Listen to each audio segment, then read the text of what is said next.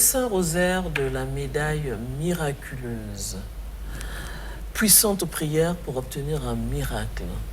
Un ouvrage publié par l'abbé Thierry Wilfrid Dialem-Bansoni, prêtre de l'archidiocèse de Brazzaville, grand dévot de la Vierge Marie, prédicateur itinérant des campagnes d'évangélisation, père spirituel de la communauté Nouvelle Notre-Dame de la Justice.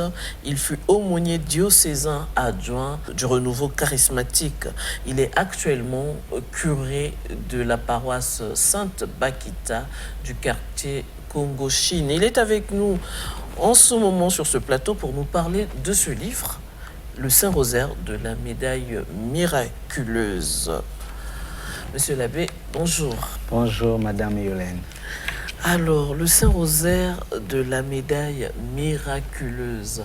Cette fois-ci, il n'est pas question seulement du Saint-Rosaire, mais associé à cela, il y a la médaille miraculeuse. De quoi s'agit-il exactement? Oui, le rosaire de la médaille miraculeuse, c'est le rosaire qui se distingue un tout petit peu avec le rosaire ordinaire. Dans l'ensemble, ce sont les mêmes mystères que nous méditons, les mystères joyeux, les mystères lumineux, les mystères douloureux et enfin les mystères glorieux.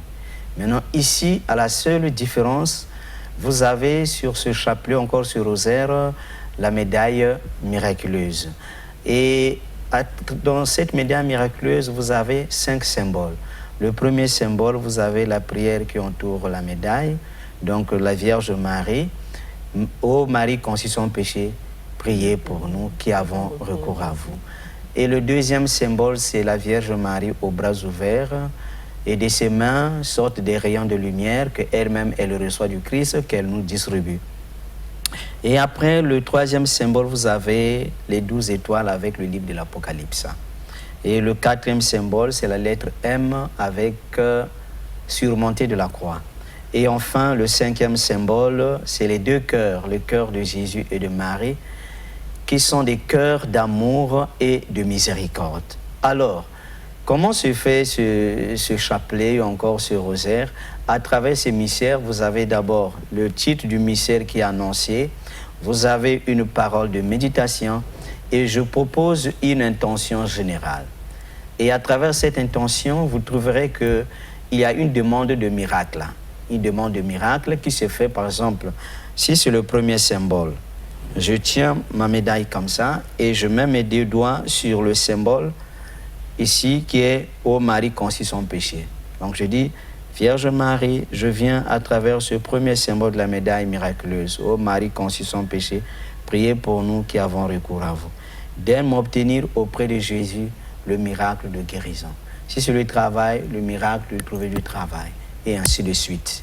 Et quand tu as fini à ce moment-là, tu fais les prières usuelles, le Notre Père et les Dieu, je vous salue Marie, et le gloire au Père, au Fils et au Saint-Esprit, et ainsi de suite. Alors, l'origine de cette médaille, ce n'est pas une invention de l'abbé Thierry, pas du tout. C'est la Vierge Marie elle-même qui apparaît à Catherine Labouré. Elle était encore novice avant qu'elle devienne religieuse et sainte. Et c'est la Vierge Marie qui dessine même cette médaille, qui fait la recommandation, et voilà comment sera cette médaille. Et tout simplement à l'époque, il y avait le choléra en France, il y avait cette peste qui était en train de décimer les gens comme ce que nous avons vécu lors du coronavirus. Et il suffisait seulement de toucher le malade, et toi qui touchais le malade, tu étais contaminé. Et la Vierge Marie est apparue encore à Catherine pour lui dire que donnez les médailles aux malades. Chaque malade qui portera cette médaille avec foi recevra la guérison. Rassurez-vous, quand elle annonce cela au prêtre qui était son curé, ça ne passait pas. Hein. On ne voyait pas comment le fait de porter une médaille, cela peut occasionner le miracle de guérison. On pensait même qu'elle délirait, surtout qu'elle n'était pas encore religieuse. La Vierge Marie avait tellement insisté, elle s'est confiée à Saint Vincent de Paul, qui était prêtre juste non loin de cette chapelle aussi. Et finalement, lui, au moins, il a eu le sens de l'encourager. Et l'évêque, voyant comment les gens étaient en train de mourir dans Paris, finalement, va accepter.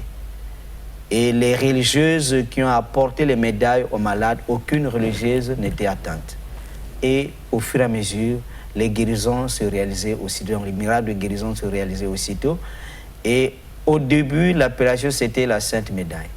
Et au fil des jours où les miracles se réalisaient, finalement, de la Sainte Médaille, on est passé à la médaille miraculeuse, compte tenu de tous ces miracles de guérison, des conversions, et après des gens qui avaient des problèmes, qui partaient à la chapelle de la médaille miraculeuse, appeler la Vierge Marie, médaille miraculeuse, d'intercéder. Il y a eu beaucoup de miracles. Et à partir de là, l'appellation est partie comme ça. Et cette médaille, rassurez-vous, fait le tour du monde jusqu'à aujourd'hui. Dans le livre, page 68, vous dites « Par ce rosaire, je vais à Marie pour atteindre le Christ ». Faut-il un intermédiaire pour arriver au Christ? Ce n'est pas une obligation parce que dans le livre, dans sa lettre à Timothée, Saint Paul nous dit « Entre Dieu et les hommes, il n'y a qu'un seul médiateur, c'est Jésus-Christ ». Et souvent, ceux qui veulent critiquer l'Église catholique parce que nous avons la dévotion mariale utilisent ce passage des Écritures saintes pour dire que non, pourquoi passer par Marie? Mais nous le savons très bien, pour nous, que Marie n'est pas seulement la mère de Jésus, elle est aussi notre mère à nous tous. Et elle a déjà, avant même que nous puissions lui demander d'être notre médiatrice, elle a été déjà avec Jésus. Et ce qu'elle avait demandé, Jésus était encore ici sur terre, avec notre chair et nos os, avait accompli le miracle. C'est l'évangile des noces de Cana, que chacun de nous peut lire dans Jean 2, versets 1 à 11. Marie constate que le vin, que le symbole de joie à une fête, est presque épuisé. Et si on ne fait pas attention, les mariés subiront des moqueries. C'est elle qui se lève pour aller dire à Jésus, ils n'ont plus de vin. Et ce qui est étonnant dans ce passage d'évangile, c'est la réaction de Jésus. Que me veux-tu, femme? Mon heure n'est pas encore arrivée. Malgré cette réponse, Marie n'a pas croisé les bras pour dire, bon, écoutez, c'est pas grave, je vais m'asseoir. Pas du tout. Elle a donné l'ordre aux disciples qui étaient là, faites tout ce qu'il vous dira. Et moi, je peux dire que Marie, remplie du Saint-Esprit, savait déjà qu'un miracle va s'opérer. Combien même Jésus ne voulait pas qu'on sache qu'il est Dieu et qu'il est réellement, parce que qu'il n'invite pas Jésus comme étant Dieu, pas du tout. C'est un invité comme tout autre. Il n'y a que jusqu'alors Marie qui sait qui est réellement Jésus. Alors, Jésus qui venait de dire que son heure n'est pas encore arrivée, finalement va accomplir le miracle à la demande de sa mère. L'eau transformée en vin. Et ce que Marie fait là, c'est une médiation qu'elle fait entre les mariés, les invités et Jésus. Vous voyez, non? Il est là au milieu. Elle parle. Jésus agit, il fait, et il demande qu'on aille même servir les invités. Et nous aussi, nous inspirons de ce passage, nous croyons que Marie intercède pour nous. Et par Marie, effectivement, nous partons à Jésus parce que quand vous lisez les apparitions de la Vierge Marie, elle ne parle jamais en son nom. Elle dit « mon fils ». Elle dit « le Seigneur ». Elle dit « Jésus ». Ce qu'il veut pour vous, c'est la conversion. Ce qu'il veut pour vous, c'est de faire ceci, faire cela, pour que lui, dans vos vies, fasse ceci. Donc vous voyez, et elle le fait, c'est parce qu'elle est notre médiatrice, elle nous conduit à Jésus.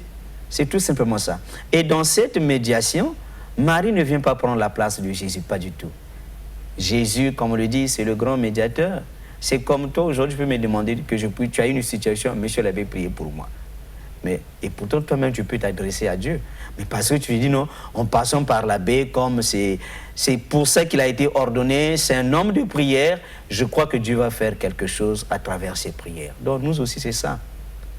Et puisqu'elle l'a déjà fait, et que le Christ avait opéré de miracles. Et aujourd'hui, s'il faut vraiment parler des miracles que nous avons obtenus à travers la médiation de la Vierge Marie, rassurez-vous, Madame Yolène, nous n'allons pas arrêter cette mission. Donc, chacun de nous est libre. Si tu veux directement t'adresser à Jésus, personne ne va te l'interdire. Mais nous, dans l'Église catholique romaine, nous croyons que entre les hommes et Jésus, nous avons notre maman qui est en même temps notre médiatrice, la Vierge Marie. Et entre les hommes et Dieu, nous avons notre médiateur qui est Jésus-Christ. C'est du domaine de la foi, où tu crois ou tu ne crois pas. C'est du domaine de la foi, page 35. Il est question de l'enseignement des papes sur Marie. Dans les années qui suivirent le concile, Paul VI a dû intervenir pour expliquer la mariologie contenue dans les textes conciliaires et surtout en tirer les conséquences pour la piété et le culte mariaux. Ce qu'il fit surtout dans son encyclique Christi Matri 1966 et Marialis Cultus 1974, il a mis en lumière le fait que Marie est notre modèle par sa grande foi. Alors, dites-nous un mot sur cet enseignement des papes sur Marie ou encore la mariologie. Oui, la mariologie comme théologie qui étudie tout ce qui est les actes de la Vierge Marie, les apparitions, ce que les Écritures saintes disent sur la Vierge Marie.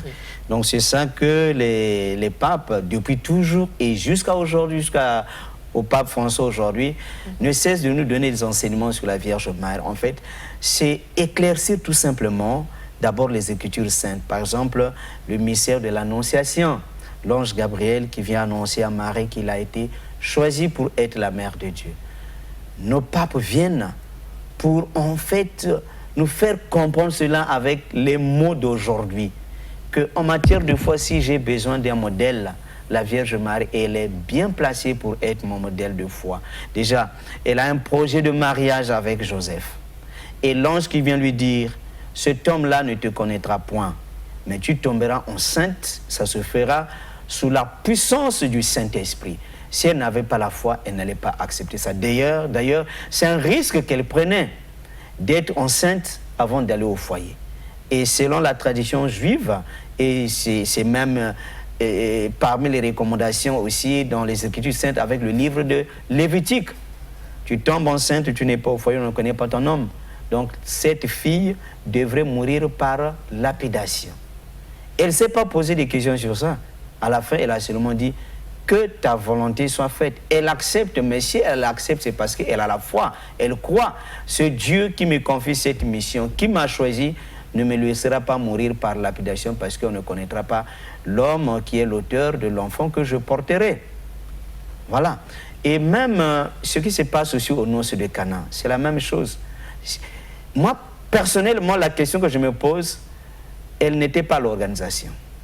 Elle n'était pas le chef de repas. Donc, elle était assise dans son coin.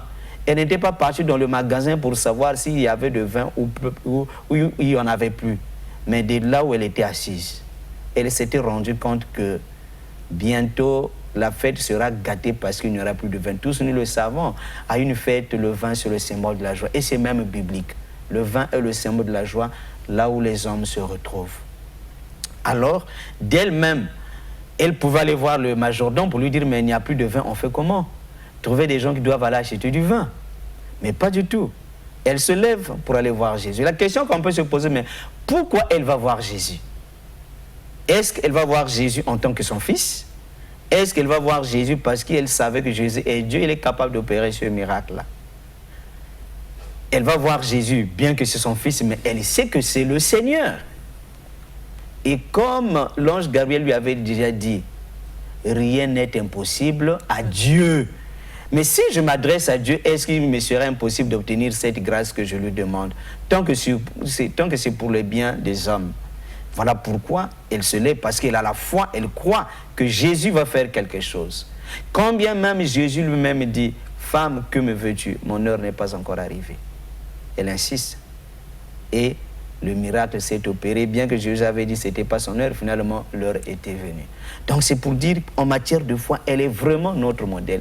Même lorsque nous traversons des moments difficiles, avec la passion de Jésus-Christ, l'unique Fils, qu'on malmène, qu'on maltraite, et elle sait que vous, c'est l'homme seulement que vous voyez. Mais en ce temps-là, il y a Dieu qui est présent devant vous. Mais elle n'a pas dit un mot. Comme pour dire dans les épreuves, elle est aussi notre modèle pour savoir faire silence et s'abandonner entre les mains de Dieu pour laisser Dieu agir et manifester sa volonté au milieu des hommes. Donc du coup, rien que par ces épisodes bibliques, tu te rends compte que Marie n'est pas n'importe qui. Et surtout, quelle est cette femme-là, en dehors de la Vierge Marie, ici sur terre, qui a conçu sans pourtant connaître la sémence masculine? Vous n'en trouverez pas. Donc cela montre que non, c'est un personnage extraordinaire. Et quelle est cette personne, rien qu'à la simple salutation qui te transmet le Saint-Esprit? C'est l'épisode de la visitation. Marie qui va rendre visite à Élisabeth.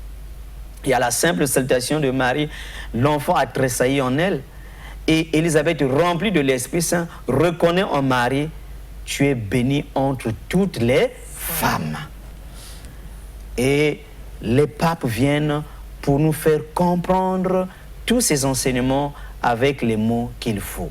Question de nous faire comprendre réellement que nous n'avons pas à hésiter dans nos prières de passer par Marie. Et par elle, comme elle est la remplie de grâce, aucune grâce ne lui manque. Tout ce que nous demandons, à travers elle, par son intercession auprès du Seigneur, nous allons obtenir ces grâces-là. Donc, Marie n'est pas une déesse, comme le disent certaines églises, certaines soi-disant prophètes. Ce n'est pas une déesse. Sinon, au nom de quoi moi je passe par Marie, je sais que c'est Jésus qui doit opérer des miracles et les miracles s'opèrent. Si c'était une déesse, mais il ne devrait pas y avoir des apparitions. Parce que pour apparaître, il faut avoir un corps glorieux. Et Marie a ce corps-là. Ce corps qui ne répond plus aux exigences de la pesanteur. Elle peut apparaître, nous sommes là, la maison est fermée, et elle nous donne le message, je serai parti. Donc elle a un corps glorieux. Donc c'est pour montrer aussi, dans notre vie spirituelle, c'est quelqu'un de mystique qu'on ne peut pas comparer avec quelqu'un d'autre. Et pour nous, nous croyons qu'elle est notre mère. Et elle n'est pas seulement la mère des catholiques, mais elle est la mère de tout le monde. Même ceux qui ne croient pas. Même ceux qui la traitent de déesse. Et spécialement la mère des prêtres. Oui, nous les disons que Marie, nous sommes les enfants de prédilection de la Vierge Marie. C'est notre maman en tout cas. Vous dites que le pape Jean-Paul II était un fervent du culte à la Vierge Noire de Częstochowa. Qui est cette Vierge Noire? Cette Vierge Noire, elle a eu à faire des apparitions en Pologne. Et c'est la Vierge Marie qu'on avait l'habitude de voir avec la peau blanche. Mais finalement, cette Vierge va se vêtir de la peau noire. Et c'était lors des attaques d'étrangers. Et c'est grâce à elle que la résistance en Pologne a été très forte. Et en plus, c'est grâce à elle aussi, par son intercession, les gens doivent comprendre ça comme ça. Parce que quand je dis grâce à elle, ce n'est pas elle qui vient pour mettre les barrières, mais c'est elle qui intercède, qui donne les messages. Que le monastère qui se trouvait à l'époque aussi dans cette ville n'était pas détruit en 1655. Et compte tenu de tout cela, et que grâce à son intercession, que finalement la Pologne n'avait pas été envahie, le roi de l'époque, roi Jean II Casimir Wassa, en 1656, va dédier la Pologne à la Vierge Noire comme étant la protectrice de la Pologne. Et n'oublions pas, Jean-Paul II a vécu le nazisme dans son jeune âge en tant qu'étudiant, tout ce qu'il a subi. Et croyant en sa protection, et il partait demander à la Vierge Noire de la protéger. Et même quand il va connaître cet assassinat, pour lui, c'est grâce à la Vierge Noire que le Seigneur l'avait sauvé de la mort. Notre archevêque, Monseigneur Manamika, vous aussi un culte à la Vierge Marie, et vous également, racontez-nous comment ça a commencé. Pour Monseigneur Manamika, je ne saurais le dire, mais sauf que quand je le vois pour la première fois, je suis déjà au séminaire, il nous a enseigné le droit canon. Et toutefois, on le voyait pendant les heures creuses, il avait son chapelet. Et finalement, j'ai eu la chance aussi, lors de ma retraite spirituelle, pour être ordonné diacre. Nous l'avons choisi comme l'animateur, le directeur de notre retraite spirituelle. Et il nous avait tellement parlé de la Vierge Marie. Et personnellement, j'étais encore touché parce que moi, mon expérience avec la dévotion mariale, ce n'est pas un enseignement que j'ai reçu quelque part. C'est parti d'un événement où je ne savais plus que faire. Je pleurais ma mère qui venait de décéder et je traversais des moments difficiles et j'avais 17 ans. Et dans mon rêve, la Vierge m'est apparue à Biomblon, mais je ne savais pas que c'était la Vierge en fait. J'avais mon chapelet, que je ne faisais pas le chapelet, que je négligeais. Et finalement, cette dame habillée en blanc vient me dire, mais pourquoi tu pleures, maman, maman, maman? Je suis là à côté de toi, mais tu me négliges. Prends ton chapelet, fais le chapelet chaque jour et tu verras ce qui va se passer dans ta vie. Au réveil, depuis ce jour, j'avais pris mon chapelet et je n'ai plus quitté la prière du rosaire ou encore faire le chapelet tout simplement.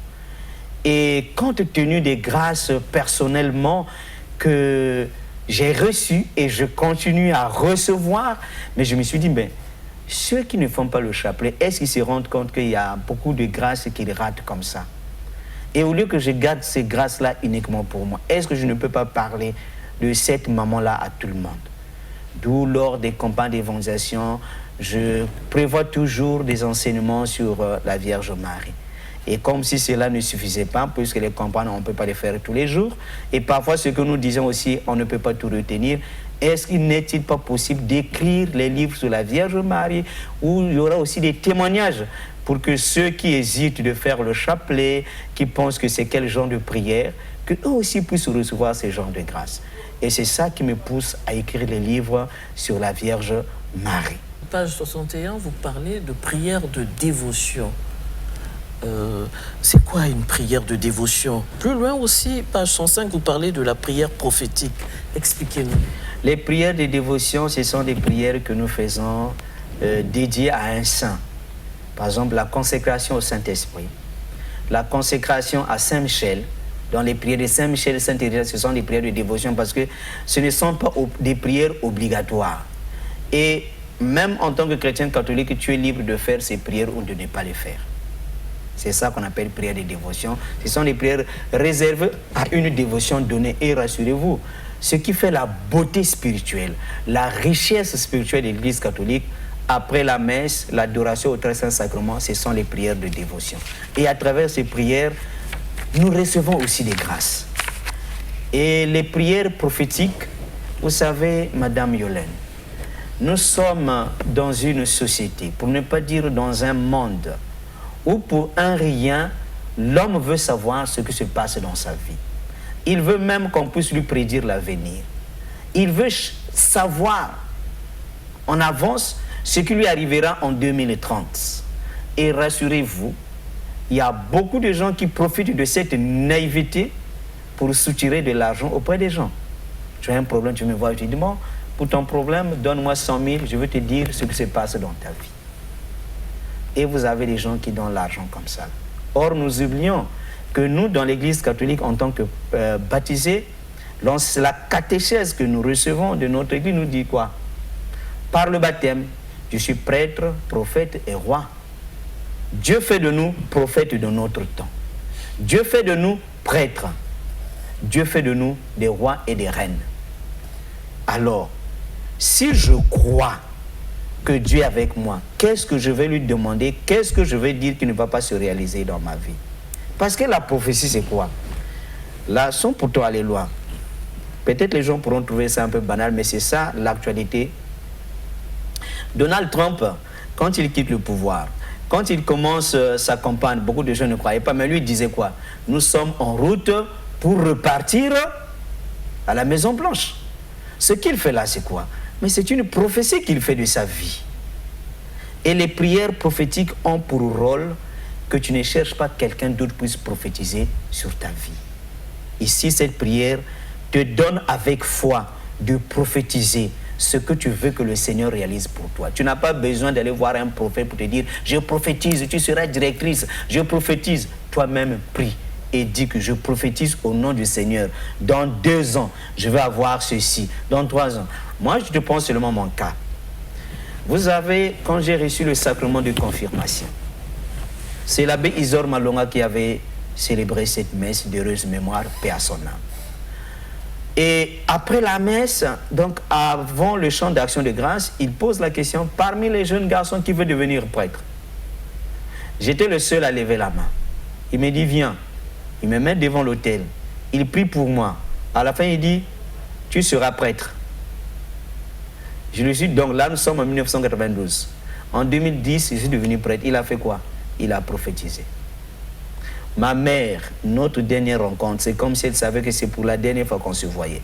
Elle me pose la question, quand tu grandiras, tu veux exercer quelle profession? Moi, je lui dis, maman, je veux devenir prêtre. Elle parle. Thierry, tu deviendras prêtre. À l'école, tu seras toujours parmi les meilleurs. Qu'est-ce qu'elle a fait là? Elle a prophétisé. Donc, en fait, à travers ces prières, cette façon de prier, nous voulons montrer aux gens, ne courez pas après surtout les faux prophètes. N'allez pas jeter l'argent pour rien. Si tu as le temps de scruter les Écritures toi-même et que tu crois à ce que le Seigneur te dit, parle toi-même sur ta vie. Prophétise ce que tu veux devenir. Si tu veux devenir ministre, prophétise. Moi, quand je vais grandir, à 35 ans, je veux devenir ministre. Et crois. Et si tu crois, tu as la grâce de Dieu, ça va se réaliser, c'est ça. C'est seulement cette façon de prier, ce n'est pas de la magie. Puisqu'il y a des gens à qui nous avons demandé de prier comme ça aujourd'hui qui témoignent. Là, nous venons, la fin de l'année, nous avons fait la neuvaine à Marie qui défait les nœuds. Et nous avons fait ce genre de prière. Il y a un monsieur qui dit, ben, lui, il avait toujours cherché du boulot. Et il a seulement dit pendant ce temps, puisqu'on nous demande de prophétiser, Seigneur, moi en 2025, au mois de janvier là, on doit me recruter, je dois travailler. Là où j'ai eu à déposer mes dossiers, qu'il y ait au moins une entreprise qui m'appelle. Et je crois, avant la fin du mois de janvier, je vais travailler. La première semaine seulement. Wow. Il a trouvé du boulot et il a dit, monsieur l'abbé, je n'ai pas le temps pour venir témoigner, puisque nous avons la neuvaine de Saint à Sainte-Bakita qui commence le 29 janvier. Je viendrai, monsieur l'abbé, ma femme va venir avec les enfants pour venir donner ces témoignages. Donc quand tu nous dis prophétiser sur vos vies, quand on le fait avec foi, il y a des grâces qui tombent. Donc c'est seulement cette façon de prier que nous voulons enseigner aux gens. Ça ne sert pas de courir à gauche, à droite, pour aller chercher je ne sais pas qui, pour puisse te dire ce que tu dois faire, ou bien encore ce qui arrivera dans ta vie. Quelques conseils aussi à mettre en pratique pour bien vivre les grâces d'un mois de rosaire. Vous les donnez, page 72. Le mois de rosaire, c'est quel mois et pourquoi?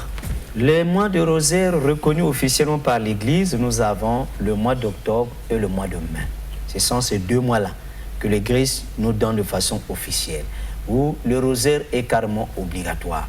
Et les autres mois aussi, personnellement, si j'ai mes problèmes, je peux dire, bon, je fais du mois de mars, mon mois aussi de rosaire personnel.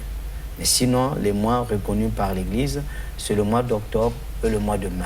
C'est vrai, au mois d'août, nous avons la grande fête de l'Assomption, la montée de Marie au ciel, que certains ajoutent aussi. Mais quand vous lisez ce que nous appelons les enseignements des papes, c'est le mois d'octobre et le mois de mai. Mais cela n'est pas interdit que les autres mois, que je puisse faire mon rosaire personnel. Donc on peut dire, les 12 mois, tu peux faire le rosaire. Nous avons fait cette expérience-là l'année passée, toute l'année 2024. De janvier à décembre, nous avons pris 12 mois de rosaire tous les jours. Le Saint-Rosaire de la médaille miraculeuse. Eh bien, le livre existe. Il a été écrit par l'abbé Thierry Wilfried Dialembansouni. Vous avez 3 chapitres. Donc, dans le premier chapitre, à la découverte de la médaille miraculeuse, qui est Marie, la figure de Marie à la lumière des Saintes Écritures, la figure de Marie à la lumière de la tradition et l'enseignement du magistère de l'Église, à la découverte de la médaille miraculeuse. Au deuxième chapitre, vous avez le Saint-Rosaire de la médaille miraculeuse, les prières usuelles et les prières de dévotion, les prières usuelles, A, B, les prières de dévotion, le Saint-Rosaire de la médaille miraculeuse, page 65. Dans le troisième chapitre, vous avez les prières prophétiques et témoignages.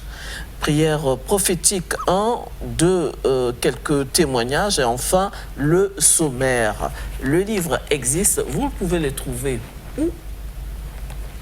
Actuellement, nous avons 2 points de vente tous les jours à la paroisse Sainte-Bakita, qui se situe à l'arrondissement 9 d'Iri, et le quartier c'est Congo-Chine.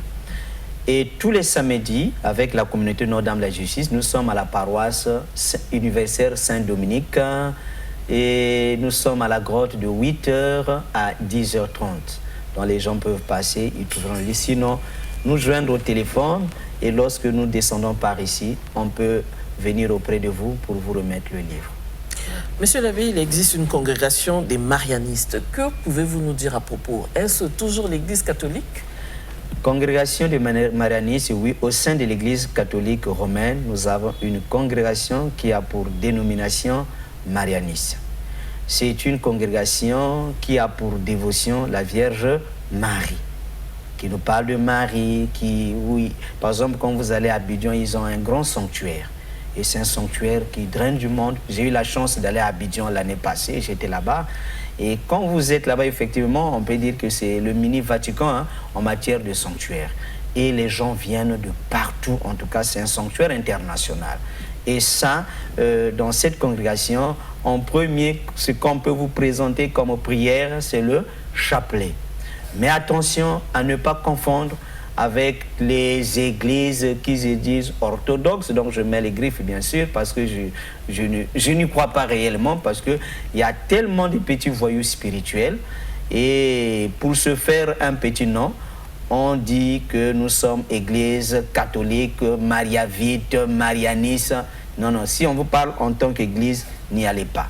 Congrégation ici chez nous au Congo, c'est dans la chute de Brazzaville. Vous les trouverez à la paroisse Saint-Hérita de Mukondo et dans le diocèse de Ginkala à Voka. Mais certains se marient dans ces congrégations-là ou bien dans ces églises. Oui, ben, chez eux, c'est autorisé, mais pas chez nous. Chez nous, dans la congrégation des marianistes, ces prêtres-là ou ces frères ne se marient pas. Alors, si vous arrivez et que vous constatez que ce sont des mariés, dites-vous que vous n'êtes pas dans l'église catholique romaine.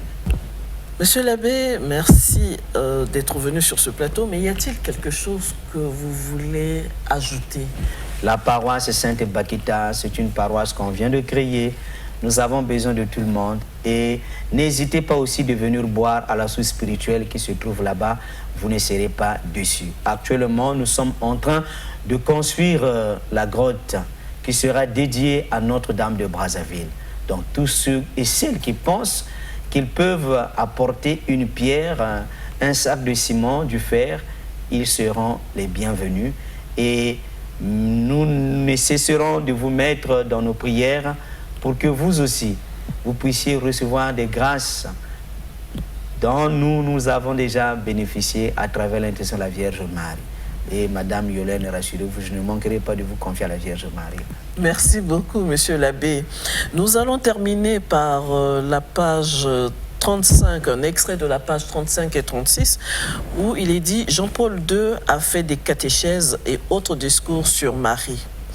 Ici, page 36, il est dit « Sa compréhension de mère du Rédempteur consiste à faire de Marie une associée à l'œuvre du Christ, du fait que Marie eut accepté dans la foi de répondre à la demande de l'ange à l'Annonciation, le premier de la soumission à l'unique médiation entre Dieu et les hommes, celle de Jésus-Christ, est l'acceptation de la maternité de la part de la Vierge de Nazareth. » Je ne continue pas, je vous laisse découvrir l'ouvrage. Merci encore à vous de nous avoir suivis. Au revoir.